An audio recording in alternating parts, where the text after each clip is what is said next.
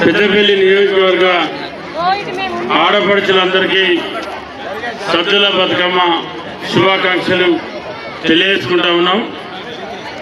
మన అమ్మవారి దయతోని ఆ దుర్గామాత తల్లి దీవెనలతో మరి ప్రజలందరూ కూడా సుభిక్షంగా ఉండాలని చెప్పి మనస్ఫూర్తిగా కోరుకుంటూ మరి ముందస్తుగా దసరా శుభాకాంక్షలు కూడా తెలియజేసుకుంటా ఉన్నాం. లయన్స్ ఇంటర్నేషనల్ 320 జిల్లా స్థాయి బతుకమ్మ సంబరాలు ఈ రోజు పెద్దపల్లి పట్టణంలోని శ్రీ సరస్వతి శిశు మందిర్ లో ఇవాళ ఈ సంబరాన్ని జరుపుకోవడం జరిగింది. ఇందులో లయన్సే కాకుండా నాన్ లయన్స్ ని కూడా ఈ బతుకమ్మ సంబరాలకి ఆహ్వానించడం జరిగింది. దీనికి మన సంస్కృతి సాంప్రదాయాన్ని కాపాడుకునే విధంగా ఈ రోజు ఈ కార్యక్రమాన్ని నిర్వహించడం జరిగింది. ఇలానే ప్రతి ఒక్కరి పెద్దపల్లి పట్టణంలో చాలా ప్రజలు దీనికి వచ్చి బతుకమ్మను అలంకరించుకొని రావడం జరిగింది. దీనికి చాలా సంతోషంగా ఉంది. దీనికి సహాయం చేసిన శిశు మందిర్ స్కూల్ పాఠశాలని కానీ మా లయన్స్ మిత్రులకు కానీ అందరికీ ధన్యవాదాలు. Thank you.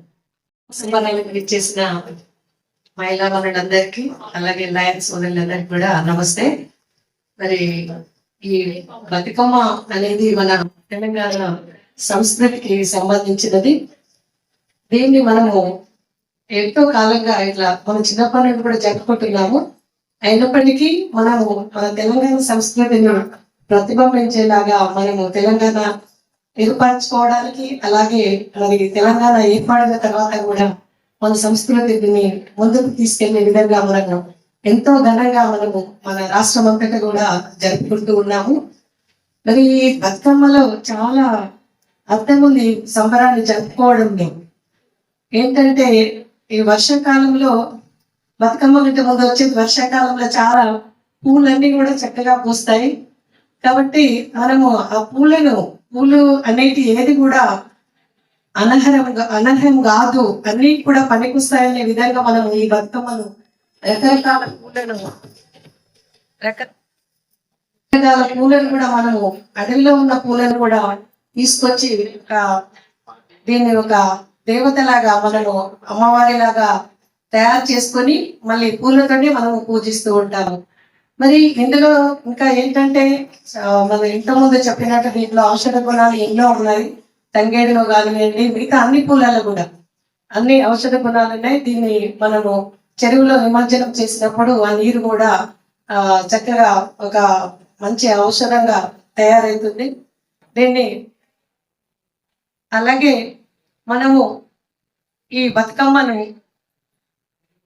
మహిళా మనుల యొక్క నైపుణ్యాన్ని బయటికి తీయడానికి కూడా ఇది ఉపయోగపడుతుంది అని నేను భావిస్తున్నాను. ఎందుకంటే మహిళా శక్తి వారు ఇంటి పనులు అలాగే వ్యవసాయం పనులు కానివ్వండి అన్ని పనులలో బిజీగా ఉండి తర్వాత ఈవినింగ్ ఈ బతుకమ్మను ఆడటంలో వారికి ఒక మానసిక ఆనందం అనేది దొరుకుతుంది. అలాగే ఇందులో ఈ బతుకమ్మను పేర్చడంలో దాన్ని తయారు చేయడంలో వాళ్ళ యొక్క క్రియేటివిటీ అనేది బయటపడుతుంది.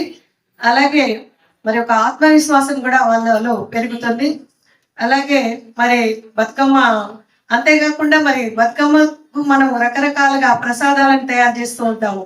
మరి ఇందులో కూడా మహిళల యొక్క పాకశాస్త్ర నైపుణ్యం అనేది బయటపడుతుంది. వాళ్ళు ఎలా చేస్తారు అనేది, రకరకాల నైవేద్యాలు ఎలా తయారు చేస్తారు అనేది. అంతేకాకుండా మరి బతుకమ్మ ఆడేటప్పుడు కూడా మనము ఒక మంచి ఎక్సర్సైజ్ అనేది అవుతుంది.